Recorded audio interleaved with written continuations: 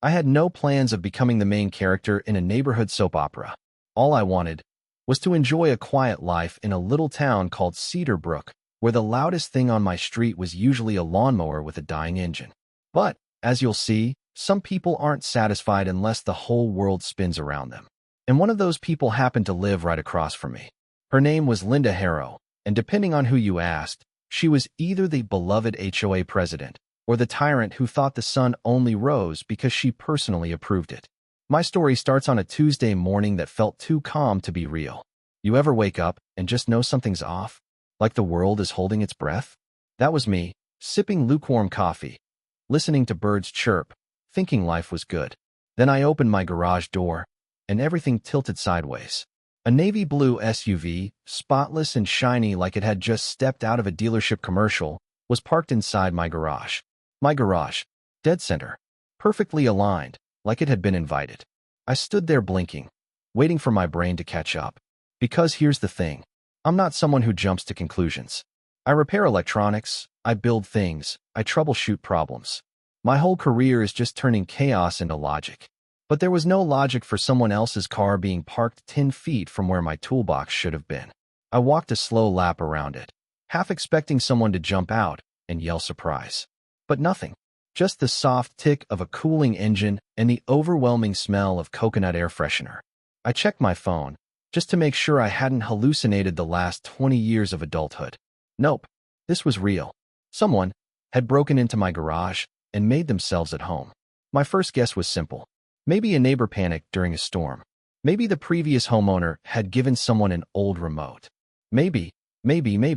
I opened my front door, ready to introduce myself politely and figure out the mess. But the universe had other plans. Because before I could take 3 steps, Linda marched across the street like a general headed to war. Now, if you've never met an HOA president on a power trip, consider yourself blessed. Linda walked like the pavement belonged to her, talked like she was the mayor, the governor, and the president all rolled into one. And she had this smile, tight, polished, and sharp enough to slice granite. "Oh, good," she said before I even opened my mouth. "I see you found my car." My confusion ricocheted into irritation. "Your car," I repeated. "In my garage." She nodded like I was a student giving half the right answer. "Yes, well, the HOA handbook allows the reallocation of underutilized community resources. And since you're only using one bay, I decided the second bay would serve the community better if..." I cut her off with a raised hand. "Linda, it's not a community garage. It's mine. It came with the house." She rolled her eyes, that condescending little move people do when they're used to winning arguments by exhausting everyone around them. "Oh, honey, ownership is a flexible concept in a neighborhood built on shared harmony. You wouldn't understand." Yet, I swear my soul left my body for a second. She pulled a little garage remote from her pocket, old, scratched, probably from the previous owner, and waved it like a badge. "I have access. Therefore, I have rights." And then she walked away. Just like that. No apology. No explanation. No concern. As if parking in someone else's garage was the most reasonable thing in the world. And maybe if that had been the end of it, I would have chalked it up to one weird neighbor moment. But Linda wasn't wired for moderation. She came back that afternoon carrying a folding chair, a clipboard, and a box of files. She set up a little workstation next to my tool chest, humming like she was redecorating her own office. I watched from the doorframe, disbelief simmering into anger. She looked up at me with a breezy little wave. "I'm conducting HOA operations here now. The lighting's better." That's when it hit me. She didn't just want space.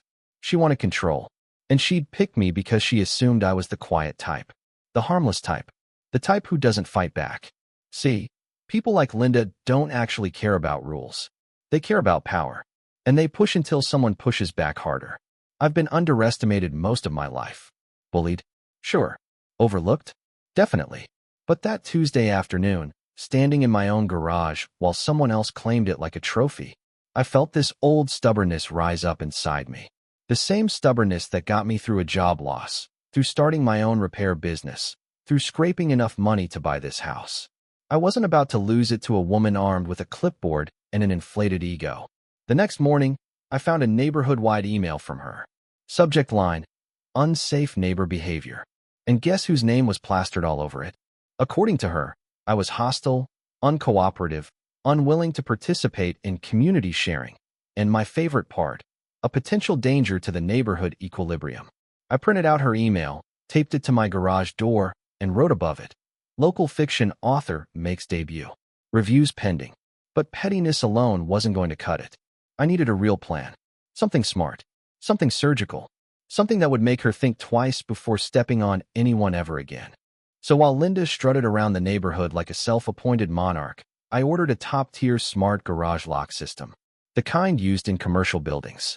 It had manual override blocking, biometric options, remote access, and my favorite feature, timed lockdown.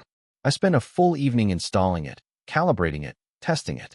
When I was done, the outside of the garage looked identical, but the inside was Fort Knox. And the best part? The old remote Linda used? Completely useless now.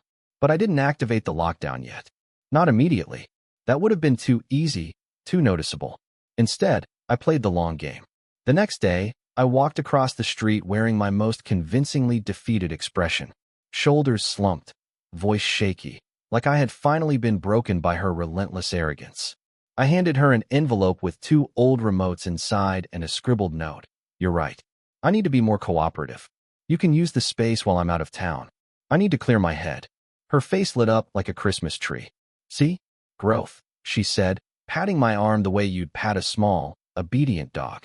That night, Linda hosted what I can only describe as a victory rally inside my garage. She invited neighbors, gave speeches about community stewardship, even rearranged my shelves to maximize operational synergy, whatever that means. Cameras I'd installed captured everything. Her giggling with her sidekick Paula, her bragging about leadership, her talking about retraining me like I was some misbehaving pet. And honestly, watching it from my living room, it stung a little. Not because of what she said, but because I realized how many times I'd let people like her walk all over me in the past. Not this time.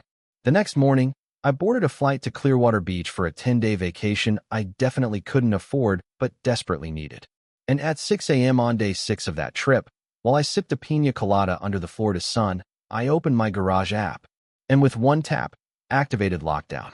3 seconds later, Linda showed up on camera holding a latte and a stack of HOA files. She pressed the button on her remote. Nothing. She pressed it again. Nothing. She switched hands, switched remotes, switched facial expressions. Still nothing. I actually spit my drink laughing. For the next hour, she tried everything. Manual override. Prying the bottom panel. Calling Paula for emotional support. At one point, she even tried speaking to the garage like it was a stubborn pet. "Open." I said open. When that failed, she escalated. Locksmith number 1 arrived and politely reminded her that they couldn't break into property they didn't own. Locksmith number 2 lasted 10 minutes before leaving. Locksmith number 3 tried to upsell her on a home security audit. She screamed at all of them. By day 7, she was calling the sheriff's office. The deputy who showed up took one look at the situation and said, "Ma'am, you put your car in his garage without permission?" She sputtered something about community jurisdiction. He shook his head so hard I thought he'd pull a muscle. Meanwhile, I watched everything unfold from my resort balcony, sunscreen half rubbed in, tears of laughter running down my face. I hadn't been this relaxed in years. By day 10, half the neighborhood had gathered outside my house to watch Linda pace in circles like a zoo exhibit labeled self-inflicted chaos. I drove home that evening, still smelling like salt water and sunscreen, and pulled into my driveway to a crowd that parted like I was Moses crossing the Red Sea.